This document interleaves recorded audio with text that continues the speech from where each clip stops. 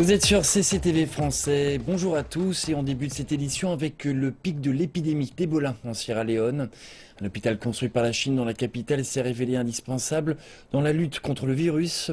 Et maintenant que l'épidémie est en voie de disparition, le local retourne à la normale, offrant des services de santé classiques aux habitants de Freetown.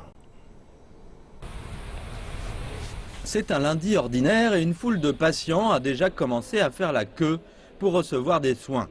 Ils attendent le docteur Kanou, le directeur de l'hôpital qui a étudié en Chine pendant près de 10 ans. Cet hôpital est le meilleur de Sierra Leone parce que les gens savent qu'une équipe chinoise y travaille et nous avons différents équipements comme des scanners, des rayons X, des machines à ultrasons et un laboratoire dans lequel nous conduisons de nombreuses expériences. Cet hôpital reçoit entre 50 et 80 patients par jour. En raison du manque de médecins locaux, des membres de l'équipe chinoise constituent toujours le gros du personnel de l'hôpital. La Sierra Leone manque sérieusement de médecins. Durant la période d'Ebola, nous avons même perdu des médecins, une douzaine. Donc nous manquons vraiment de médecins locaux et nous sommes très reconnaissants envers l'équipe chinoise. Nous sommes reconnaissants envers le gouvernement chinois. Le docteur Tran Rao est le chef de la 17e équipe médicale chinoise en Sierra Leone. Depuis leur arrivée en avril dernier, lui et ses collègues ont eu pour tâche de reprendre les rênes de l'hôpital pour assumer les fonctions journalières de diagnostic et de traitement.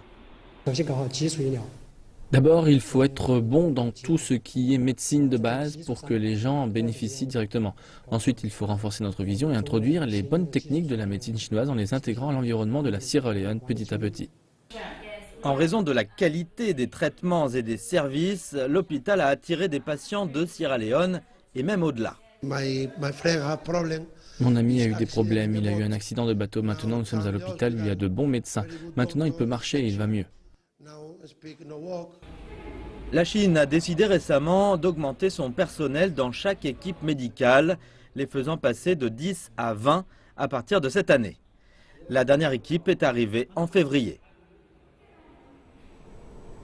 Ahmad Al-Fathi Al-Mahdi est accusé d'avoir coordonné et participé à la destruction de Mosela Tombouctou durant le conflit malien en 2012. Cette affaire inédite pourrait créer un précédent si elle donne lieu à un procès.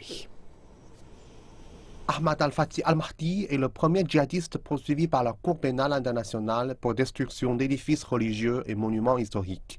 Selon l'accusation, il est suspecté d'être un membre d'Ansar Dine, un groupe islamiste militant qui a pris le contrôle du nord du Mali en avril 2012. Ils ont établi une version stricte de la charia et détruit 9 mausolées à Tombouctou, qu'ils considéraient être un blasphème. Cela a porté un coup dévastateur aux personnes de la région. Ces mausolées étaient comme la mémoire de la communauté musulmane à Tombouctou. Quand on parle de Tombouctou, tout le temps on dit c'est la cité des 33 saints, 333 saints. Tous ces saints ont leur tombeau à Tombouctou. Et tous ces tombeaux sont des lieux de pèlerinage, des lieux de recueillement. Les défenseurs des droits de l'homme qui se sont rendus au Mali au début du procès du djihadiste veulent que d'autres crimes soient ajoutés au chef d'accusation. Cela inclut plus d'une centaine de cas de viol et de mariage forcé. Selon les avocats, cette affaire créera un important précédent. Je pense que les accusations de destruction du patrimoine mondial sont importantes, mais il ne faut pas le faire au détriment d'accusations qui concernent directement la souffrance humaine, que cela soit le meurtre, le viol ou bien le recrutement et l'utilisation d'enfants dans les conflits.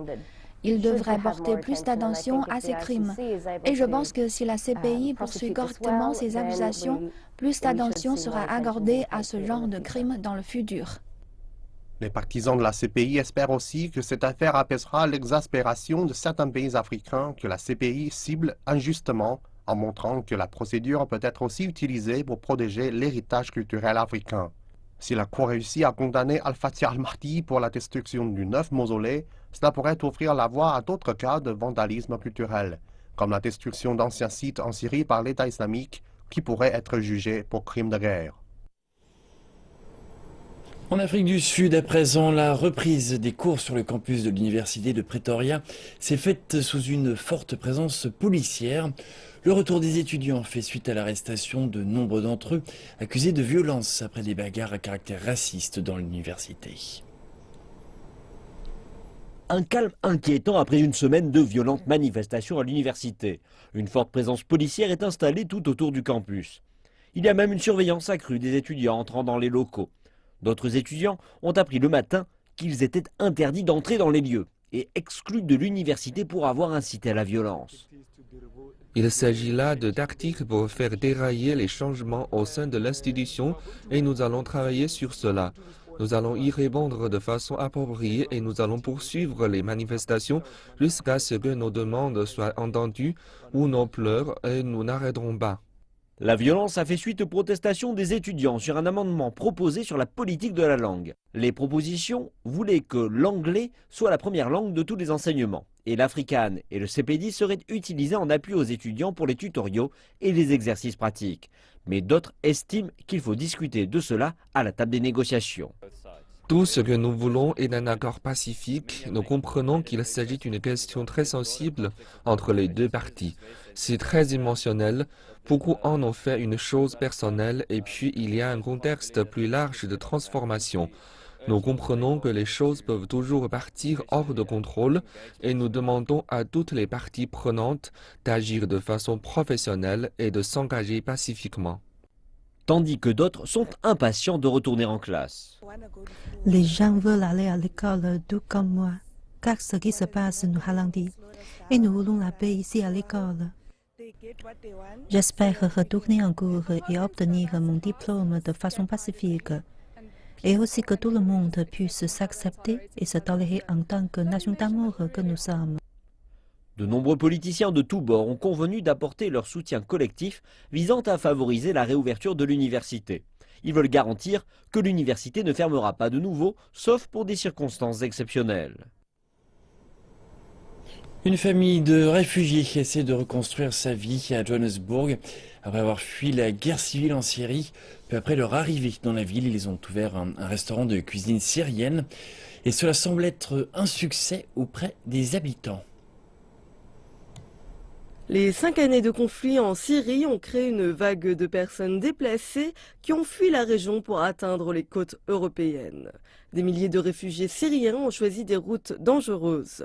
Tous cherchent la sécurité et une vie meilleure. Mais Yasser et Safa Jabri al-Jeraoui savaient que le périple vers l'Europe était dangereux. Ils ont donc décidé de fuir en Afrique du Sud. Ils sont arrivés il y a 14 mois avec leurs 3 garçons et ont ouvert un restaurant syrien dans le quartier Isrand de Johannesburg. Notre premier choix était de voyager en sécurité. Je ne m'enfuis pas d'un lieu non sûr pour risquer ma vie et celle de mes enfants. Comme en mer, nous avons donc choisi ici. Nous savons que l'Afrique du Sud est un bon pays et avant les gouvernements syriens et sud-africains entretenaient de bonnes relations.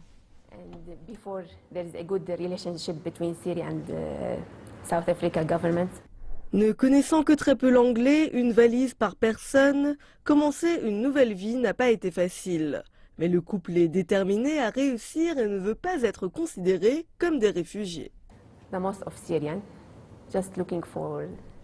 Nous sommes comme la plupart des autres Syriens qui cherchent simplement un lieu sûr. Nous sommes partis de notre pays pour être en sécurité. Nous devions recommencer notre vie en sécurité et c'est la raison pour laquelle nous avons quitté notre pays. Je trouve ça dur lorsque les gens disent que nous sommes des réfugiés. Je n'aime pas ça. Car avant, les Syriens ont reçu de nombreuses personnes venant du Koweït, d'Irak, du Liban, de la Turquie, et nous ne les avons jamais appelés des réfugiés, mais des frères et des sœurs. Nous avons ouvert nos portes. Je veux m'installer, rendre ma vie moins pénible, offrir de meilleures conditions à mes enfants pour qu'ils oublient ce qui s'est passé. Mais vous ne pouvez pas oublier ce qui s'est passé, et nous espérons rentrer en Syrie une fois que cela sera sûr. Le dur labeur de Yasser et Safa a payé. Le restaurant syrien se porte bien et les Sud-Africains peuvent découvrir une nouvelle saveur du Moyen-Orient.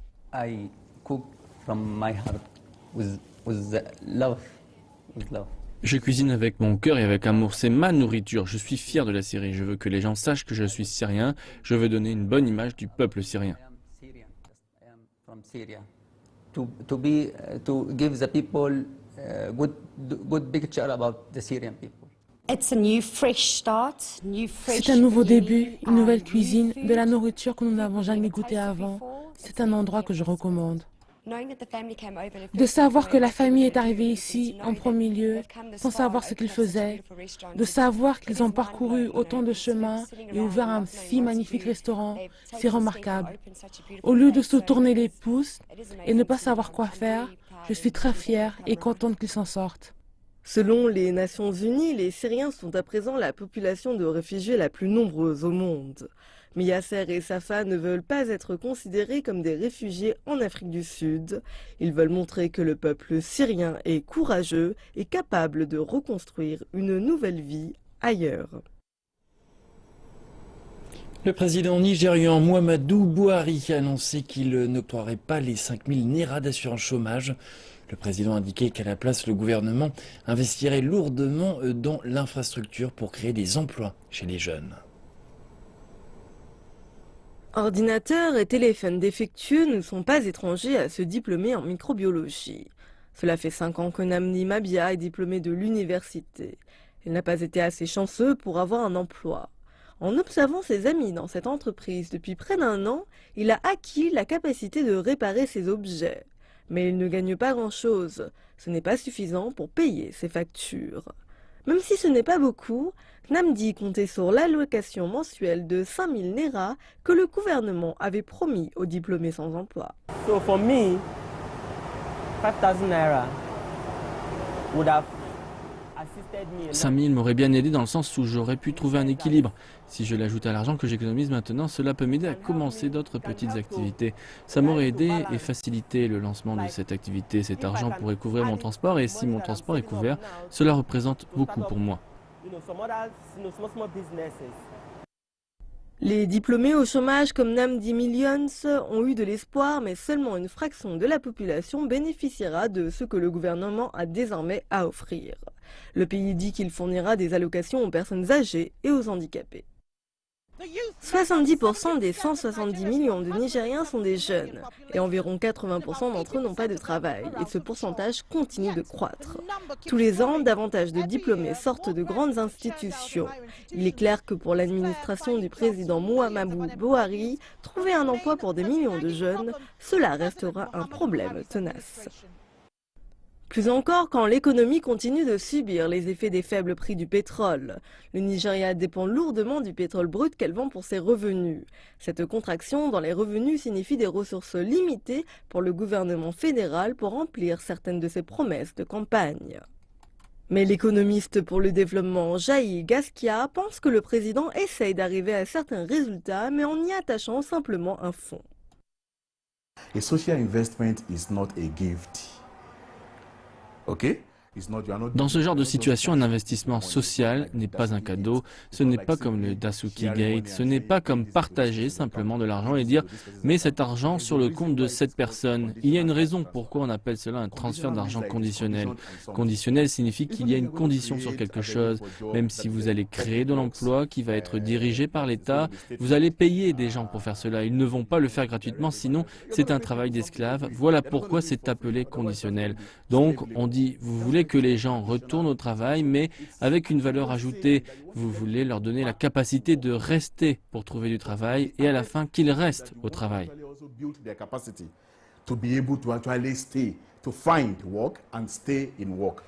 L'administration du président Buhari prépare la mise en place du plus ambitieux budget du Nigeria. Sa stratégie est largement vue comme une tentative de raviver l'économie en effectuant de grandes dépenses dans les secteurs stratégiques et en diversifiant l'économie.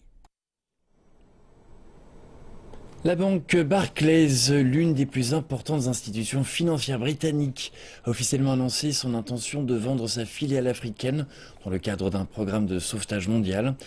La reconstruction signifie la vente des 62,3% d'actions de Barclays Afrique dans les 2 à 3 années à venir.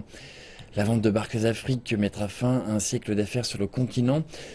La banque emploie 45 000 salariés, un tiers de l'ensemble du personnel de Barclays, et possède plus de 1200 branches dans 12 pays africains. Cette sortie de l'Afrique réduira les petites opérations en Asie, en Amérique du Sud, en Russie et dans d'autres pays européens, avec une perte de 1200 emplois.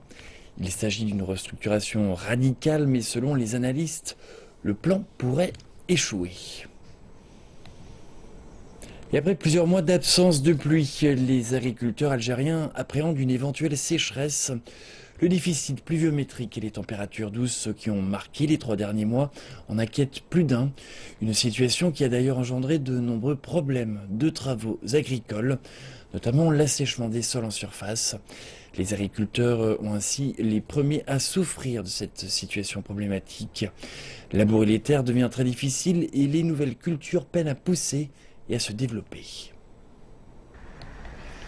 Cette année fut exceptionnelle. Des mois d'hiver très doux, sans pluie ni neige. Mais la sécheresse inquiète le monde agricole, même si la cote d'alerte n'a pas encore été atteinte.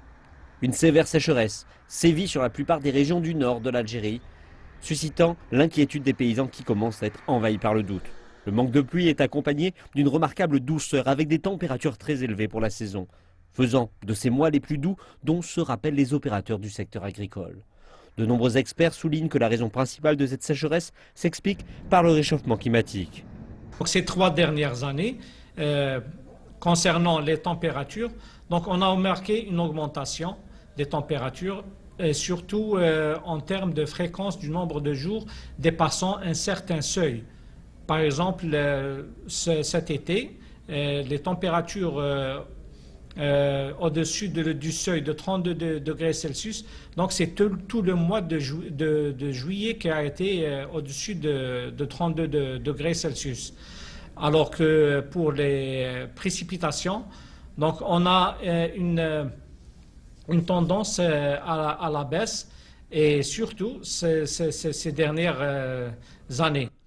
L'inquiétude est d'autant plus grande que ce manque de pluie survient à un moment crucial de la saison, celui où la température commence à monter, alors que les plants ont besoin d'eau pour assurer un bon développement.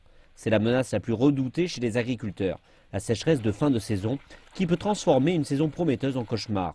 C'est en cette période, à savoir l'hiver, que le manque d'eau serait fatal pour les récoltes. En effet, le manque d'eau a influé sur les prix des fruits et légumes au niveau des marchés.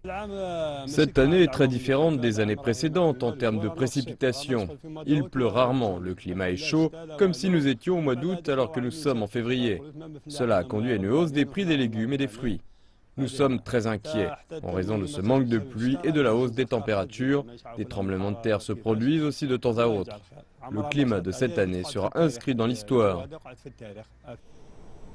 C'est la fin de cette édition. Merci de votre attention et à très bientôt sur CCTV Français.